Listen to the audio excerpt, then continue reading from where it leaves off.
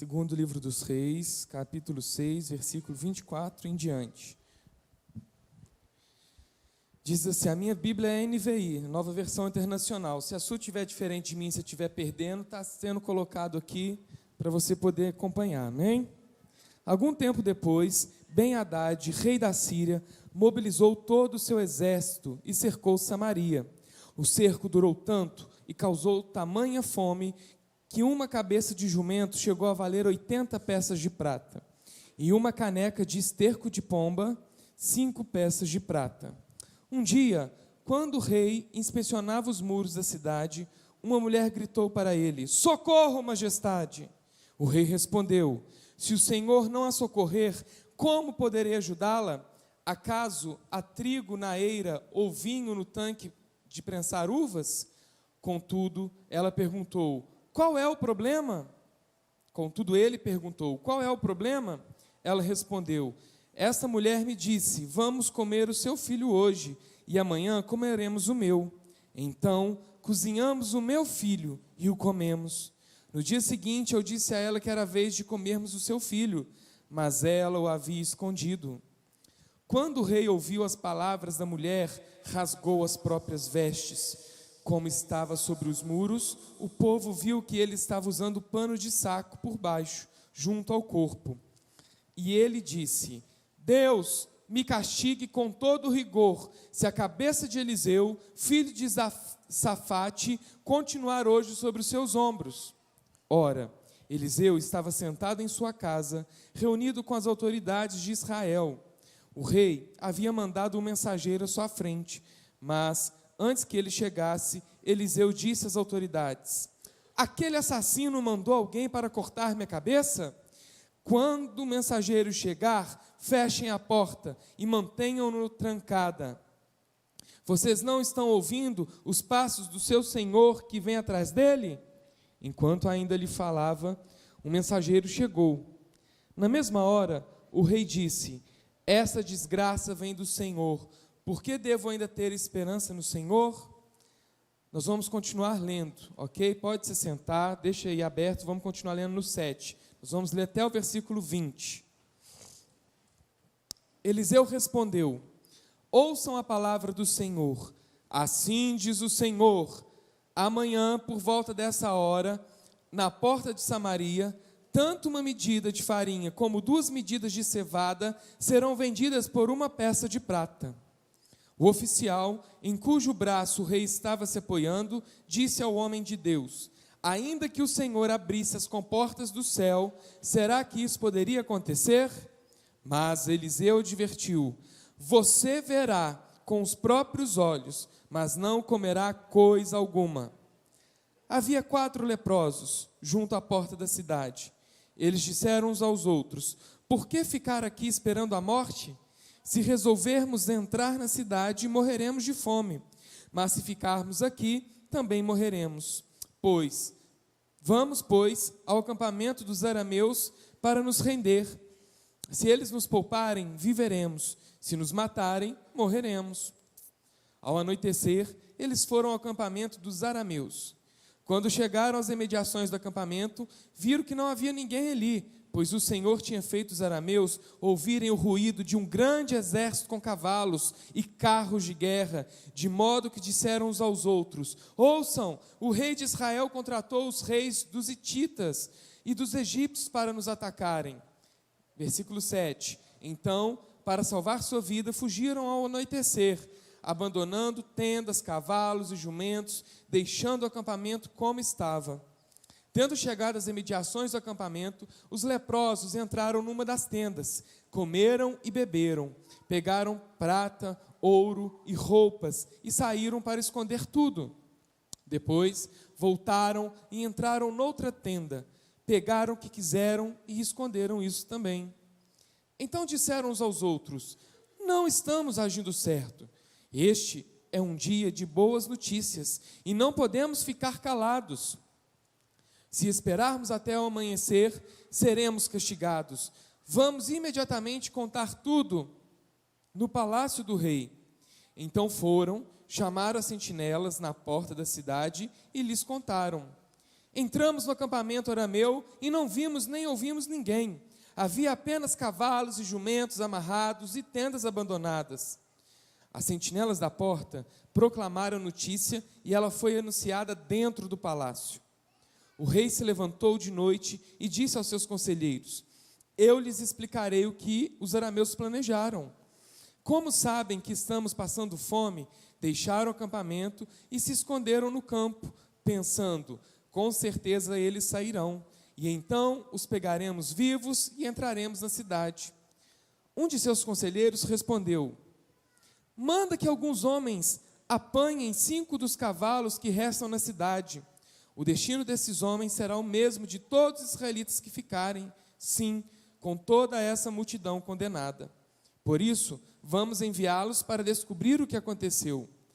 Assim que prepararam 2 carros de guerra com seus cavalos, o rei os enviou atrás do exército arameu, ordenando aos condutores: vão e descubram o que aconteceu. Eles seguiram as pegadas do exército até o Jordão, e encontraram todo o caminho cheio de roupas e armas que os arameus haviam deixado para trás enquanto fugiam. Os mensageiros voltaram e relataram tudo ao rei. Então o povo saiu e saqueou o acampamento dos arameus. Assim, tanto uma medida de farinha como 2 medidas de cevada passaram a ser vendidas por 1 peça de prata, conforme o Senhor tinha dito. Ora, o rei havia posto o oficial em cujo braço tinha se apoiado como encarregado na porta da cidade. Mas quando o povo saiu, atropelou-o junto à porta, e ele morreu, conforme o homem de Deus havia predito quando o rei foi à sua casa. Aconteceu conforme o homem de Deus dissera ao rei: amanhã, por volta dessa hora, na porta de Samaria, tanto uma medida de farinha como 2 medidas de cevada serão vendidas por 1 peça de prata. O oficial tinha contestado o homem de Deus perguntando: ainda que o Senhor abrisse as comportas do céu, será que isso poderia acontecer? O homem de Deus havia respondido: você verá com os próprios olhos, mas não comerá coisa alguma. E foi exatamente isso que lhe aconteceu, pois o povo o pisoteou junto à porta da cidade e ele morreu. Amém? Fala para o seu irmão aí: Deus está trabalhando. Aleluia. Deixa aberto aí que nós vamos voltar nesse texto várias vezes. Isso aconteceu 850 anos antes do nascimento de Cristo. O povo sírio havia invadido Israel. Vamos ilustrar aqui no Brasil. É como se os cubanos tivessem invadido, né? O Brasil. E aí, eles chegaram até a capital. Então vamos imaginar que São João del Rei é a capital do Brasil. Vamos supor, não estou falando que esse povo cubano é inimigo nosso não, viu, meus irmãos? Em nome de Jesus, tá? Não interprete isso não. Só dei um exemplo por causa que, né, preciso falar não. Aí, vamos supor que São João del Rei é a capital do Brasil. E vamos imaginar que em volta de São João del Rei existe um muro que protege a cidade. Né? Começa lá no Tijuco, na Serra do Lenheiro, vai passando ali onde tem a PAC, na Vila Brasil, vem aqui na 8 de dezembro, vem no Trevo do Eloy, vai lá na Colônia. Aí lá na Colônia tem um portão, lá perto do aeroporto. Estão visualizando, irmãos? Amém? Tem um portão lá no final do 31 de março, perto do aeroporto. E aí vem a Colônia do Bengo circulando ali, né, atrás ali da Avenida Leite Castro, sobe ali o Centro Histórico, Alto das Mercês e emenda lá na Serra do Lenheiro. Então, São João del Rei está protegida pelos muros. Assim era a cidade de Samaria. Era uma cidade que era protegida por muros. E aí o que aconteceu? O exército inimigo, o exército sírio, queria invadir a capital, a Samaria. E o que eles fizeram? Eles cercaram toda a cidade. Tamanho era um exército grande, um exército poderoso. E aí o que eles fizeram? Cercaram a cidade e automaticamente ninguém entra e ninguém sai. Com o passar do tempo, o que vai acontecendo numa cidade se ela fica isolada? Vamos supor que São João del Rei ficou isolada aí uma semana. O que começa a acontecer com ela? Começa a faltar as coisas, né? Fica sem água, sem comida, mais o quê? Hein, Geraldo? Mais o quê que falta na cidade? Falta tudo. Aí os inimigos vão lá, né, Bruno? Corta a energia, você que é engenheiro, né? Começa a fazer ações para o quê? Para desestruturar a cidade. E aí falta luz, falta internet, falta o celular. Como é que você vai estar no Instagram, né? Estamos cercados, hashtag, né? Vai adiantar? Não, porque não vai ter eletricidade. E aí começa a faltar o principal, comida. E quando o povo fica com fome, o que começa a acontecer? O povo começa a endoidar, não é verdade? Começa a fazer coisas que não são normais a um ser humano fazer. A pessoa começa a delirar e começa a tomar atitudes, abrindo mão dos seus próprios princípios. A Bíblia diz, nesse texto que nós lemos, que a fome era tamanha que eles começaram a comer cabeça de jumento. E pela lei de Moisés, pela lei do Pentateuco, alguns animais eram impuros e não poderiam ser comidos. O jumento era um deles. O jumentinho era um deles. Então o que aconteceu? Eles começaram a comer esses animais, abrindo mão dos princípios. Abrindo mão dos seus princípios. E o que aconteceu? Não só abriram mão dos princípios, como começaram a pagar caro por aquilo. Porque eles queriam comer. E aqui o texto diz o quê? No versículo 25 do capítulo 6. Olha aqui. O cerco durou tanto e causou tamanha fome que uma cabeça de jumento chegou a valer 80 peças de prata. Imagina, sabe quanto custa hoje 80 moedas de prata? Custa $550, que hoje custa R$2.200. Imagina você, pai de família, pagando R$2.200 numa cabeça de jumento para você dar para o seu filho comer. R$2.200. É caro, não é? Imagina, a gente não come cabeça de jumento, graças a Deus. Mas imagina como se fosse 2 quilos de carne moída. Não, carne moída não é uma carne boa. 2 quilos de pé de galinha. É bom também. O que não é bom, as donas de casa aí? A cabeça de bode, né? Aqui no Brasil a cabeça de... Mas é bom também. Cabeça de jumento mesmo, né? Imagina você pagando R$2.200 numa cabeça de jumento para você dar para sua família. Para mim é muito dinheiro, para você é também? É muito dinheiro, não é verdade? Então o que acontecia? As pessoas estavam inflacionando, porque o desespero era tanto. E outra coisa, esse mesmo versículo continuando fala o quê? Que uma caneca de quê? De quê? Esterco de pombo. Esterco de pomba. Esterco de pomba. Alguns teólogos dizem que essa titica de pombo, esterco de pombo, era um cereal muito barato que parecia com o esterco de pombo. Tem teólogos que dizem que não, que era a titica de cocô de pombo mesmo, que as pessoas estavam comendo. Então tem duas correntes teológicas aí, né? As pessoas estavam comendo cocô de pombo. Ou era um cereal tão barato, tão ruim, que era considerado cocô de pombo. Então, vou deixar para o Espírito Santo falar no seu coração. E sabe quanto que eles vendiam essa caneca? Essa caneca? Quanto que fala aí no versículo 25? 5 peças de prata. 5 peças de prata dá $35. R$140 numa canequinha de esterco de pombo, segundo a Bíblia. Tamanha era a fome naquela cidade. Tamanho era o desespero daquelas pessoas. Vocês conseguem imaginar aí o povo de Israel, o povo escolhido de Deus, passando por isso? Mas por quê? Isso já tinha sido falados muito tempo antes pelos profetas, porque o povo de Israel se afastou do centro da vontade de Deus. Se afastou. E eles começaram a colher consequências disso. E outra coisa, pior ainda está por vir. Você achou que a titica de pombo foi ruim? Esse mesmo texto que nós lemos conta que eles começaram a cometer o quê? Canibalismo. Começaram a comer uns aos outros. Começaram a comer gente. A ponto da própria mãe. Quem é mãe aí? A própria mãe entregar o seu filho para ser cozinhado. Foi esse versículo que nós lemos.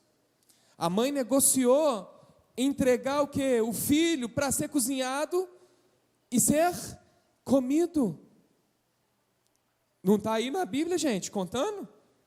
Tá, ué, não estou doido não, vamos ver aqui, ó. Versículo 28 e 29. Olha aí como é que fala. Contudo, ele perguntou, qual é o problema? Ela respondeu, essa mulher me disse, vamos comer o seu filho hoje e amanhã comeremos o meu. Então, cozinhamos o meu filho e o comemos. A mãe comeu o seu próprio filho. Cometeram canibalismo. Coisas terríveis aos olhos do Senhor e aos nossos olhos também.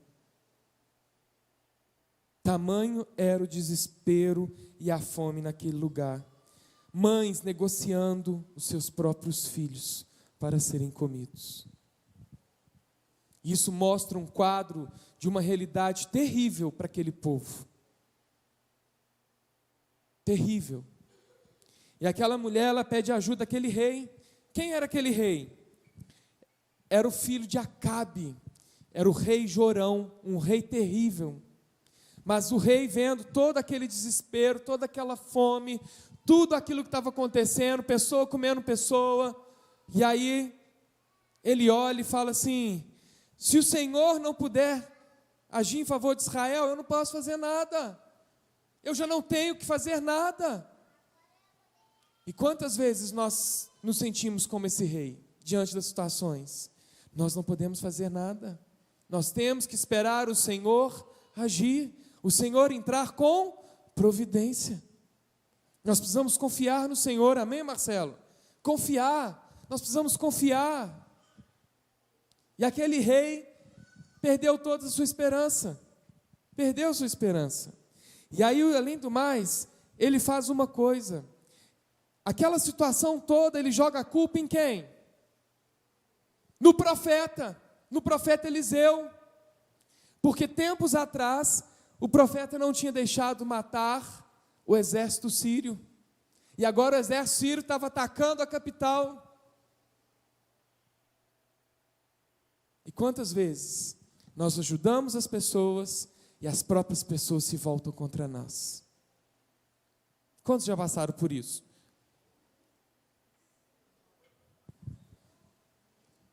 Levanta a mão aí também, amor, os pés também.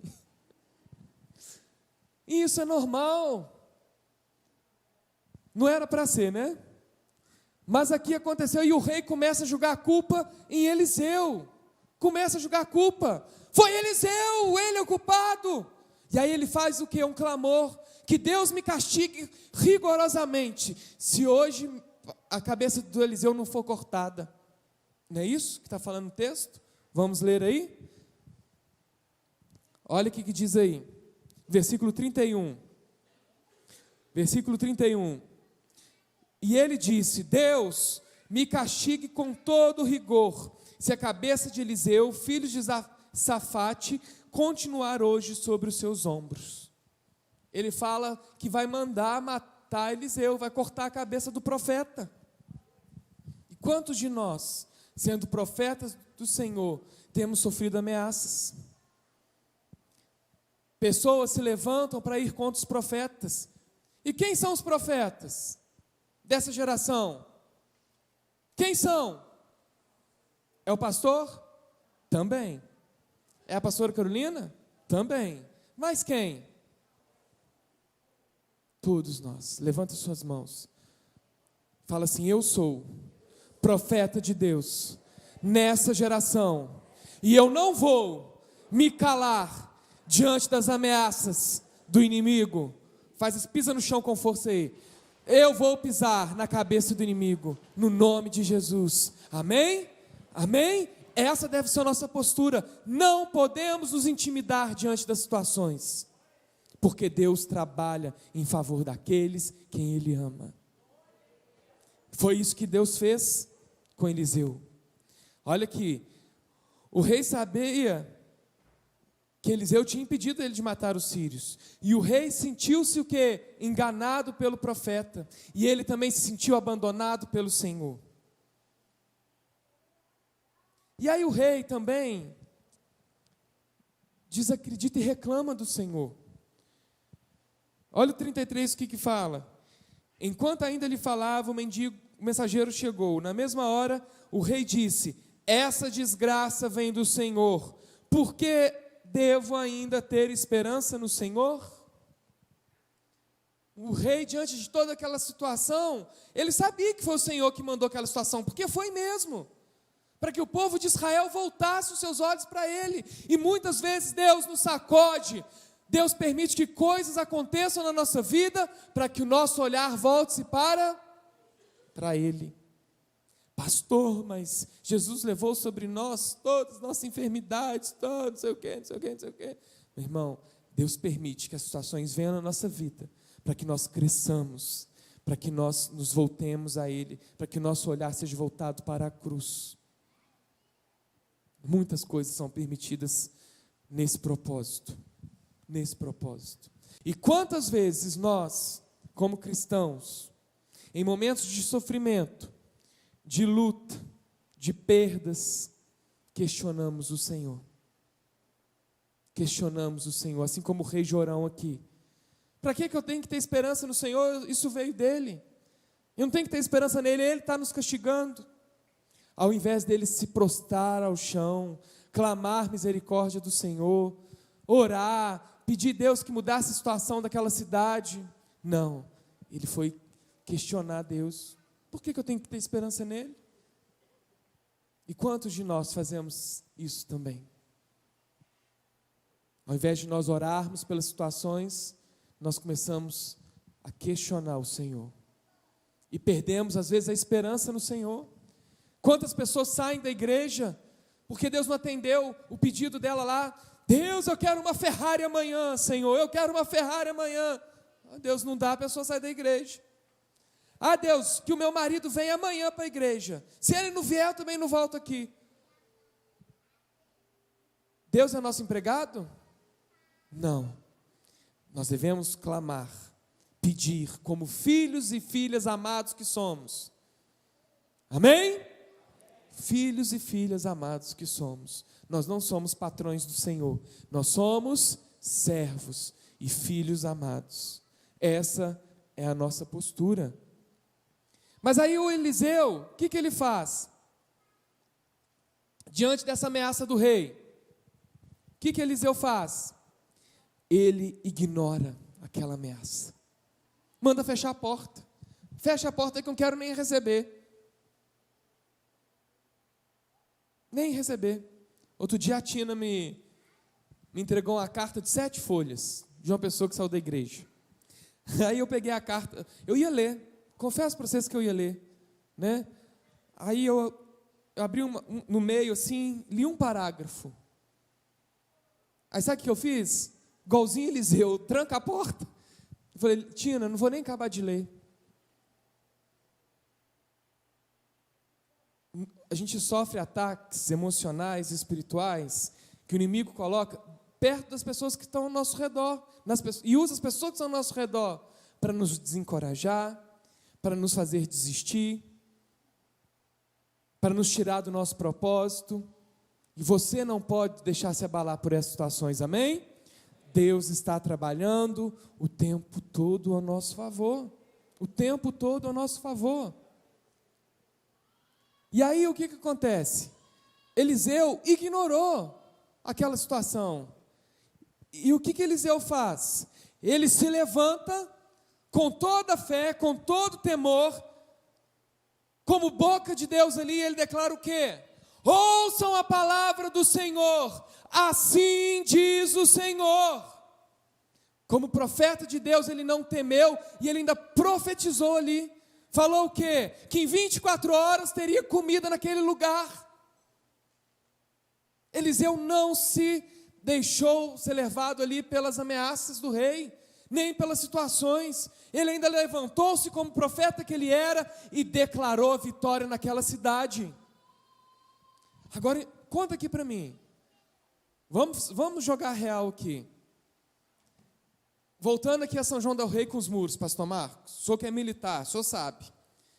É muito difícil dessa cidade vencer, não é? Cercada aqui, sem comida, sem água, sem telefone, sem internet, sem luz, sem combustível. O senhor é militar, o que do exército faz? Ele isola uma região para enfraquecê-la, não é? Diante do olhar humano, São João del Rei tinha chance que o exército estava lá fora? Samaria tinha chance? E aí levanta um profeta para falar que em 24 horas ia ter comida, ia ter tudo ali de novo. Como? Como que aquelas pessoas reagiram com uma promessa dessa? Hein, Léo? Como que a gente se porta diante das notícias? Em meio às tempestades, em meio às lutas, em meio às dificuldades, vem uma promessa dessa. É assim que Deus faz conosco. Nas nossas lutas, nas nossas perdas, nas nossas dificuldades, o Senhor fala o que para nós? Não temas, que eu sou contigo. A palavra diz o quê? As misericórdias do Senhor se renovam todas as manhãs. São palavras de vitória, são palavras de bênção para nós, em meio às tribulações, às angústias e às dificuldades. Deus está trabalhando a nosso favor. Sabe qual que é o nosso papel? Permanecer fiel. Assim como o profeta Eliseu fez. Ele permaneceu fiel no chamado dele. E ele profetizou como boca do Senhor. Assim diz o Senhor. Ele não abriu mão do lugar que Deus o colocou, do lugar que Deus o estabeleceu. Não abra mão do lugar onde Deus te colocou. Levanta sua mão direita e fala assim: eu não vou abrir. Não vou abrir mão do meu lugar, onde Deus me estabeleceu. Eu não vou fraquejar diante das circunstâncias. Amém? E o profeta Eliseu ali completa a sua profecia falando que 2 galões de farinha e 4 de cevada. Antigamente, hoje a gente vai no supermercado e compra o saco de farinha de trigo, né? De 1 quilo, compra o pacote de arroz de 5 quilos, mas antigamente eram barris grandes, né? Que eles chamavam de quê? Galões, né? Eram os barris grandes que eles colocavam um mantimento ali de madeira. Imagina, uma caneca custava quanto? De cocô de pombo? R$140. E a cabeça de jumento? 2.200. E aí o que ele fala aqui? No versículo 1 do capítulo 7, abre aí. Eliseu respondeu: ouça a palavra do Senhor, assim diz o Senhor, amanhã por volta dessa hora, na porta de Samaria, tanto uma medida de farinha como 2 medidas de cevada serão vendidos por 1 peça de prata. 1 peça de prata? Mas espera aí. Quanto que estava sendo vendido o outro lá? A caneca? 5 moedas. Ou seja, aquele tanto de alimento ia ser vendido mais barato que a caneca de cocô de pombo. Imagina a reação do povo ao ouvir aquilo. Você acreditaria? Você aqui comendo a cabeça de jumento, aí vira o profeta e fala assim: amanhã filé mignon vai ser vendido a R$5. Amanhã caviar vai ser vendido a R$1.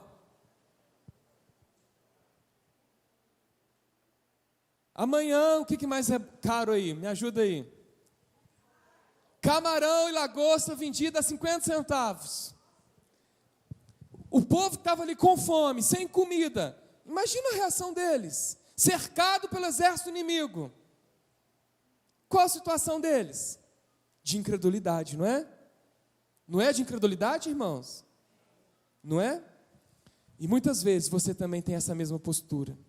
Está passando dificuldade, está passando problema, está passando crise financeira, está passando perdas na família, passando desemprego e tudo. E o Senhor tem palavras de vitória para você, e você não consegue enxergar que Deus está trabalhando em seu favor. A Bíblia diz que as misericórdias do Senhor se renovam todas as manhãs, todas as manhãs. E nós fazemos como aquele povo incrédulo.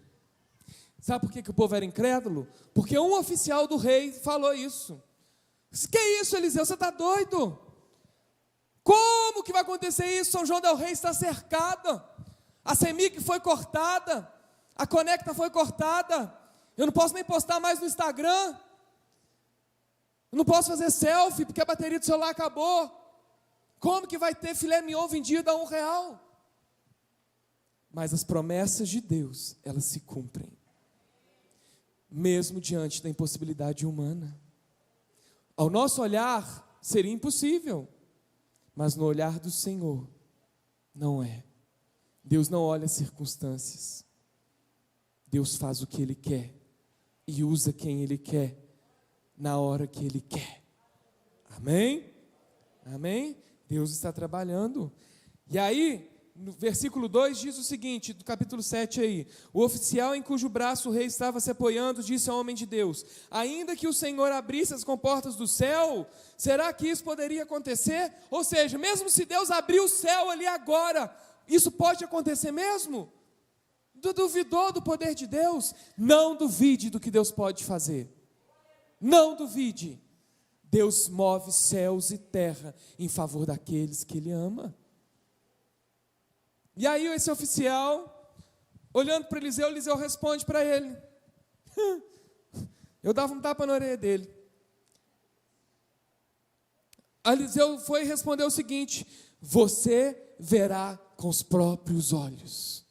Você verá com os próprios olhos. Foi essa a resposta de Eliseu. Mas Eliseu completou: mas você não vai comer a comida, porque você não acreditou no Senhor. Eliseu responde para aquele oficial: você verá com os próprios olhos, mas não comerá a comida. Incrédulo. Foi isso que aconteceu. E quantos de nós estamos sendo incrédulos, porque nós não temos tido olhos espirituais para olhar o que o Senhor está fazendo? Nós precisamos enxergar o que Deus está fazendo, amém? Deus está trabalhando o tempo todo, o tempo todo. No versículo 3, a Bíblia declara aí que haviam 4 leprosos junto à porta da cidade. Naquela época, pela lei de Moisés, pela lei do Pentateuco, uma pessoa que tivesse doença de pele, ela não poderia entrar na cidade. Por quê? Para não contaminar as outras pessoas e não virar uma epidemia. Então as pessoas ficavam nas portas da cidade. É como se tivesse 4 leprosos lá perto do aeroporto, na porta que a gente desenhou ali, na colônia, tivessem 4 leprosos ali na porta. Aí os leprosos também estavam com fome, porque não tinha comida. E aí os 4 começaram a conversar entre eles assim: Dileia, bom, se a gente entrar na cidade, a gente vai morrer. Se a gente ficar aqui na porta, a gente vai morrer. Ou seja, estão lascados de qualquer jeito, né? Eles falaram assim: então vamos, pastora Luciana, vamos lá no exército inimigo, vamos nos render. Quem sabe eles têm misericórdia de nós e nos poupe a vida. Agora, se eles nos matarem, nós já vamos morrer de qualquer jeito. Foram isso que eles pensaram, que a Bíblia relata aí nesse texto, versículo 3 em diante. E aí eles começam a caminhar para o acampamento do exército inimigo. 4 homens, 4 leprosos. 4 leprosos. Isso foi durante a noite. Já era noite. 4 leprosos. foram caminhando para o exército inimigo. Vem 4 pessoas aqui. 4 pessoas. Vem cá, Célio, Adão, Vander e o Pedro. Vem cá. 4 homens. Leprosos, doentes, limitados. Alguém já viu alguém leproso? Cheio de ferida. Depois você procura na internet que você vai ver que ainda existe isso. Hoje, graças a Deus, tem cura. Naquela época não tinha. Hoje é chamado de hanseníase, né? Aí 4 homens andando juntos. Andem até o final lá, por favor. Até o final. Por favor. 4 homens, não, juntos. Vem cá. Segue o mestre. 4 homens andando. 4 homens andando.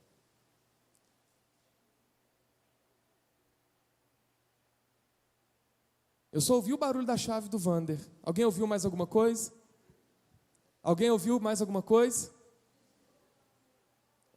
Agora, se andar 4 mulheres juntas, vai ser um balangandã danado, né? Bolsa, pract, salto, pá. Ainda bem que a Bíblia falou que eram 4 homens, não eram 4 mulheres, porque aí tem testemunho de que o que aconteceu foi vitória do Senhor. Sabe por quê? 4 homens andando. Pode voltar aqui. Vamos ver se a gente escuta mais alguma coisa.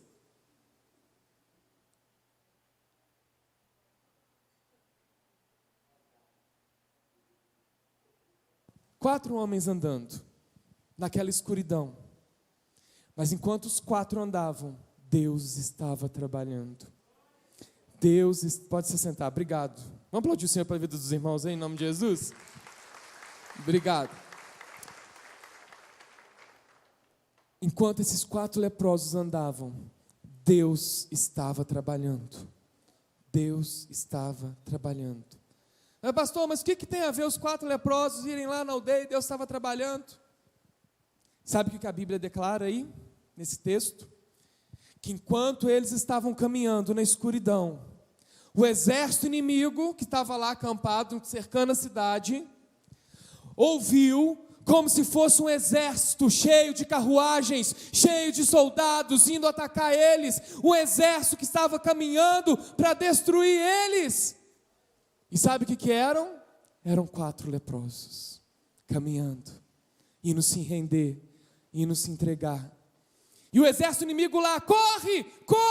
O rei de Israel contratou o exército hitita para nos derrotar, para vir aqui nos destruir. Foi isso ou não foi o que aconteceu? Vamos ler aí? Versículo 6. Versículo 6, do capítulo 7.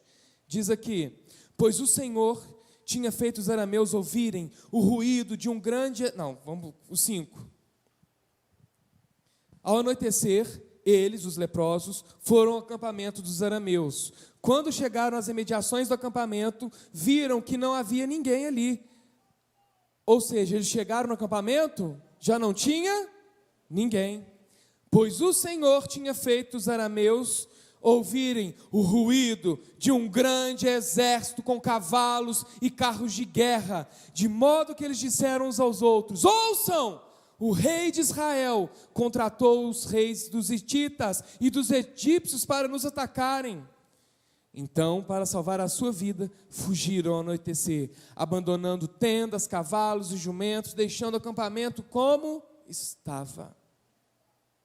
Deus confundiu os ouvidos do inimigo, e eles saíram correndo, e abandonaram o cerco daquela cidade, chamada Samaria, usando o quê? 4 leprosos, para te destruir e desarmar todo um exército.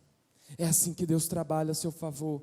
Se for preciso Ele usar 4 leprosos para te abençoar, Ele fará isso. Não, vocês não entenderam, meus irmãos. Vocês estão entendendo essa mensagem, meus irmãos? Amém? Estão entendendo? Deus está trabalhando. Se for preciso, Ele move céus e terra a nosso favor. Ele usou 4 leprosos para tirar um exército inteiro do cerco de uma cidade. E Ele fará isso na sua vida.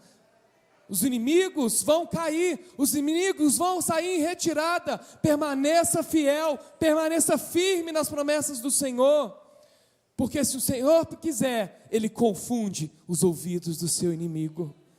O Senhor, Ele confunde os ouvidos do inimigo para poder abençoar aqueles que Ele ama, para abençoar aqueles que Ele ama. E aí o que aconteceu?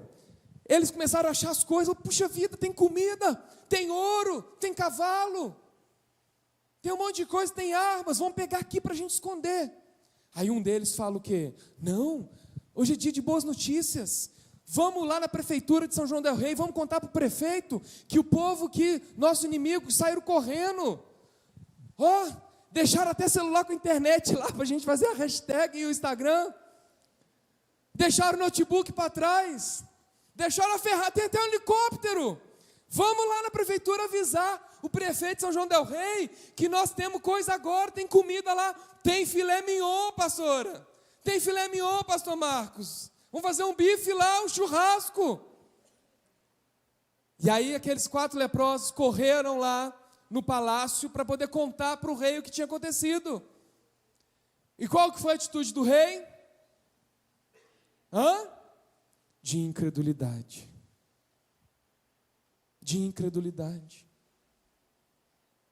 A fé dele estava desacreditada. E quantos de nós recebemos as palavras do Senhor, somos alimentados pela Bíblia, o Senhor fala conosco, o Senhor usa profetas para nos encorajar, a palavra dele para nos encorajar, e fala, a bênção do Senhor é declarada sobre nós, e aí a gente age como? Com incredulidade. Com incredulidade. Com incredulidade. Aí a gente pensa assim, será que Deus está fazendo isso? Será? Eu acho que não. Eu acho que não.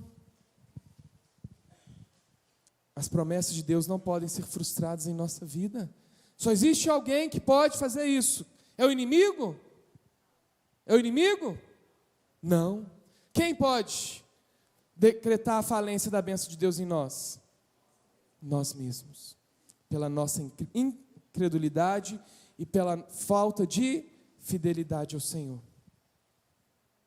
Pela falta de fidelidade ao Senhor. E aquele rei, ainda bem que ele tinha um conselheiro. O conselheiro fala assim, o conselheiro salvou lá no 45 segundo tempo, né?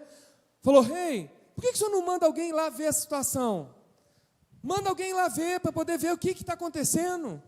E aí o rei decide, então vai lá alguém lá ver. E aí quando foram lá, viram que estava tudo abandonado. Porque o rei achou que o exército inimigo tinha escondido, deixado lá o acampamento escondido, e o quê? Quando o povo de Israel fosse lá, o povo da cidade saísse, eles iam pegar o povo. Isso que o rei achou que tinha acontecido. Mas não. O Senhor estava trabalhando. O Senhor confundiu o inimigo e o inimigo bateu em retirada. E aí o que aconteceu? Aqueles mensageiros foram lá e voltaram para o palácio e falaram, é verdade, todo mundo saiu correndo, está tudo lá disponível. E o que conta? Que milhares de pessoas saíram por fora dos muros e pegaram as comidas, pegaram o filé mignon, pegaram a farinha, pegaram tudo. Porque o Senhor tinha abençoado eles ali. Imagina São João inteiro saindo, descendo aqui no centro e indo para a colônia. Lá no portão da cidade, na colônia, porque lá nas águas ia estar cheio de comida, cheio de filé mignon, celular, armas, helicóptero, Ferrari, tudo lá disponível para nós. Foi isso que aconteceu naquela cidade. O Senhor os abençoou, os livrou ali sem precisar lutar, sem as pessoas precisarem enfrentar o outro exército. Deus tirou o inimigo de volta deles, que estavam cercando eles, usando, sabe o quê? 4 leprosos. 4 leprosos. 4 leprosos. Eles pegaram comida, e aí se cumpriu a promessa da venda da farinha e da cevada. E lembra daquele oficial? Aquele oficial que desacreditou? Ele viu tudo acontecer, como o profeta tinha falado. Sabe por quê? O rei tinha colocado aquele oficial lá na porta da cidade. Ele estava lá, aquele que não tinha acreditado. E aí o que aconteceu? Na hora que São João inteiro saiu lá na colônia, ele ficou lá tentando ajudar o povo, orientar o povo, e a Bíblia conta que o quê? Ele foi pisoteado e morreu. Antigamente tinha um personagem, né, que você perguntava assim na televisão, e fulano? Morreu. Né? Então aquele oficial morreu, pisoteado. E aí se cumpriu aquela profecia do profeta Eliseu, que tinha falado com ele o quê? Você vai ver tudo, mas você não vai comer a comida. E isso aconteceu, porque ele foi pisoteado e morto. E morto. Precisamos crer na palavra de Deus, porque se Deus prometeu, Ele vai cumprir. Se Ele prometeu, Ele vai cumprir. É no nosso tempo? Não. É no tempo dEle. É no tempo dEle. Tudo vai se cumprir. Quando Deus fala, Ele cumpre. Abre lá a carta de Paulo aos Romanos, capítulo 8. Deus está agindo a nosso favor o tempo todo.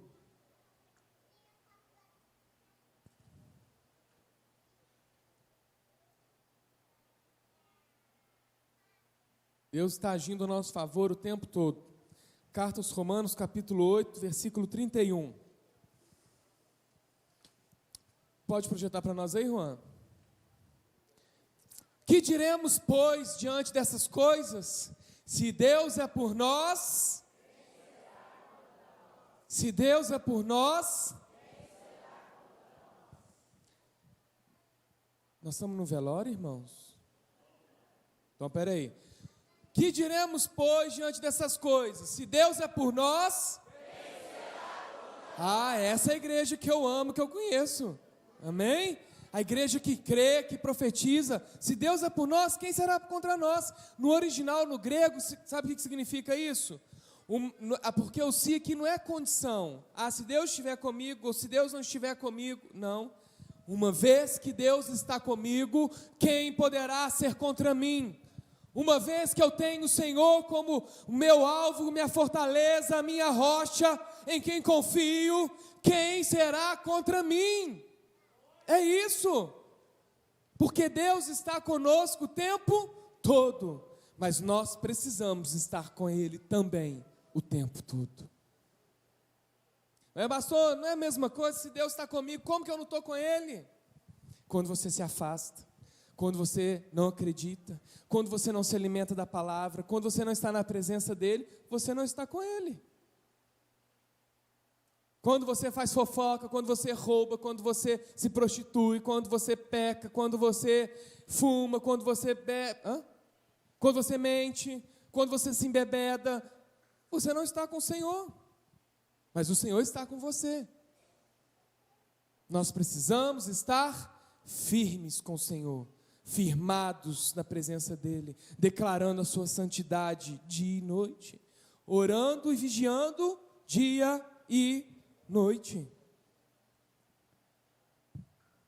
No versículo 32 diz o quê? Aí mesmo, nesse capítulo aí de Romanos: aquele que não poupou a seu próprio filho, mas o entregou por todos nós, como não nos dará juntamente com ele e de graça todas as coisas? Existe um perigo nesse versículo. Veja bem, Deus não poupou seu próprio filho, Ele nos deu de graça para morrer por nós, amém? Deus entregou seu filho para morrer por cada um de nós, era o mais precioso que Ele tinha, era o mais precioso de todo o universo, era o seu filho, Como não nos dará juntamente com Ele de graça todas as coisas? Então quer dizer que você vai ter um terno Armani, você vai ter uma Land Rover, Qual que é o carro mais caro aí? Me ajuda aí, que eu não entendo nada de carro. Senão eu fico dando só exemplo da Ferrari. Qual? Jaguar. Isso significa o Jaguar aqui, que Deus vai te dar todas as coisas, um palácio, um Jaguar e tal? Não. Sabe quais são todas essas coisas? As coisas necessárias para Deus cumprir o propósito dele na sua vida. Essas são todas as coisas necessárias. As coisas que Ele quer te dar para cumprir o sonho dele na sua vida. Não significa que você vai ter um Jaguar. Mas se você tiver, Rubens, você pode me chamar para dar uma voltinha, me levar a tomar um sorvete, que eu vou gostar de andar de Jaguar, viu? Nunca entrei no Jaguar. Nem sei que carro é esse. Né? Mas se Deus te der um helicóptero, amém, me chama para dar uma volta, que deve ser bem bom. Eu brinquei de manhã assim, pode me chamar. Mas é propósito dele te dar todas essas coisas. O helicóptero é incluído ali? Se for para cumprir o propósito de Deus na sua vida, Ele vai te dar. Mas se não for, Ele não vai te dar. O que são todas essas coisas? Se Deus quer te levar para a África, Miami, se Deus quer te levar para a África, Deus vai prover os recursos. Se Deus quer te levar para Miami, Ele vai te dar os recursos. Se Deus quer te levar para a Indonésia, Ele vai dar todas as coisas para que se cumpra o propósito dEle. Se Deus quer te levar lá para o Rio das Vidas, para você ganhar vidas lá, Ele vai te dar todas as coisas necessárias. Se Deus quer te levar para a Inglaterra, Ele vai te dar todas as coisas necessárias para cumprir aquele propósito, amém? Então todas as coisas não é bens materiais, recursos, o seu palácio de tapete vermelho, não. O seu príncipe encantado que vai chegar no cavalo branco e com um buquê de flores, né, as solteiras aí, né? Se Deus tiver que te dar um desdentado, crente, trabalhador no Senhor para cumprir o propósito dele, Ele vai te dar todas as coisas para que se cumpram o propósito dele na sua vida. Levanta sua mão direita e fala assim: Deus vai me dar todas as coisas que eu preciso para o cumprimento dos propósitos dele na minha vida. Amém? Essa é a promessa. É para que se cumpra o que Deus tem na sua vida. Deus deu seu Filho para nos salvar. E todo o necessário para concluir a obra que foi começada ali na cruz, Ele vai te dar. Não precisamos nos atormentar a respeito da vontade do Senhor, porque Ele é por nós. E se Ele é por nós, quem será contra nós? Ele deu o que Ele tinha de melhor naquela cruz. Embora o crente passe por sofrimento, por perdas, por dificuldades, eu não sei você, mas eu passo por problemas, por perdas, por dificuldade. Eu sei que eu não estou sozinho aqui, mas eu sei quem peleja por mim. Eu sei que o Senhor me dá tudo aquilo que eu preciso. Eu sei que o Senhor move céus e terra a meu favor. Eu sei que se for preciso, Deus vai usar 4 leprosos para confundir o inimigo, para que eu seja vitorioso no nome dEle. Porque eu tomo posse dessas promessas e você precisa tomar posse das promessas de Deus para a sua vida. Não, vocês não estão crendo. Só uns 4 aqui creem, que falaram eu creio aí.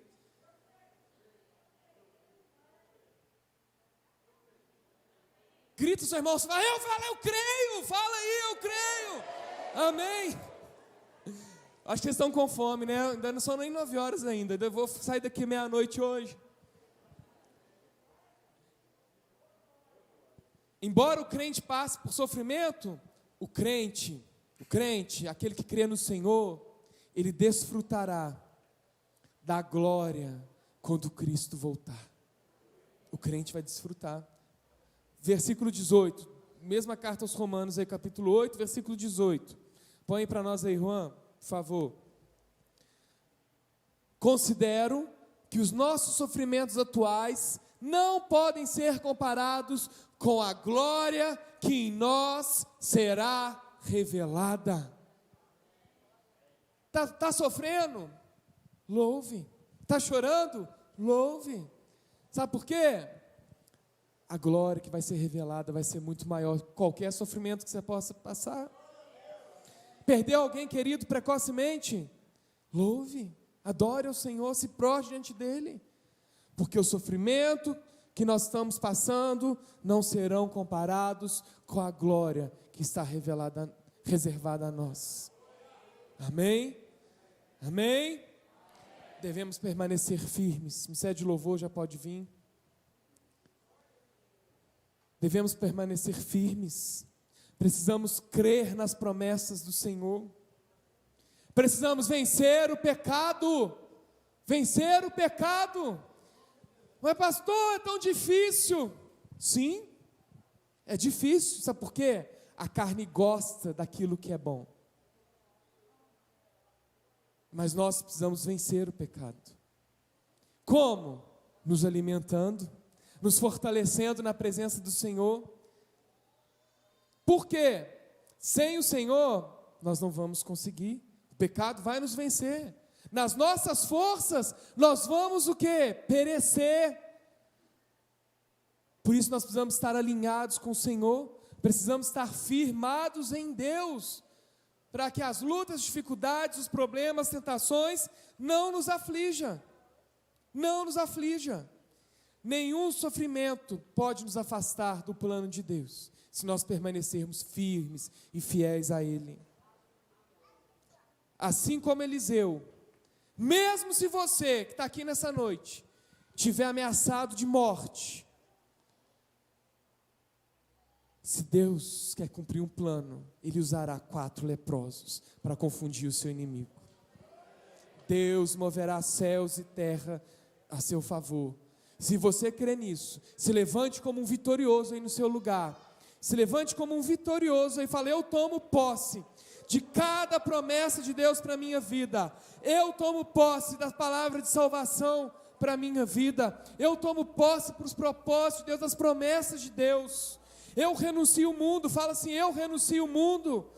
Eu renuncio os vícios. Eu renuncio tudo aquilo que me afasta do Senhor. Eu quero obedecer. Eu quero viver o que Deus reservou para mim. Declara aí no seu lugar. Fala assim: eu tomo posse. Coloque suas mãos assim, ó. Fala assim: eu tomo posse do chamado de Deus para mim. Eu tomo posse da vitória do Senhor na minha vida. E eu jogo por terra, no nome de Jesus, tudo aquilo que tira os meus olhos do Senhor. Tudo aquilo que tira os meus olhos da cruz. Feche suas mãos. Fala assim: eu sou mais que vencedor em Cristo Jesus. Porque se Deus é por mim... Não, eu quero pegar no grego aqui. Uma vez que Deus é por mim, ninguém será contra mim. Em nome de Jesus. Em nome de Jesus. Em nome de Jesus. Deus é um Deus de promessas, meu querido. Deus é um Deus de promessas. Receba em nome de Jesus as promessas de Deus para a sua vida. Os olhos do Senhor estão atentos a cada um de nós, para ouvir o nosso clamor, para ouvir aquilo que nós levamos até Ele. Declare essa canção em nome de Jesus.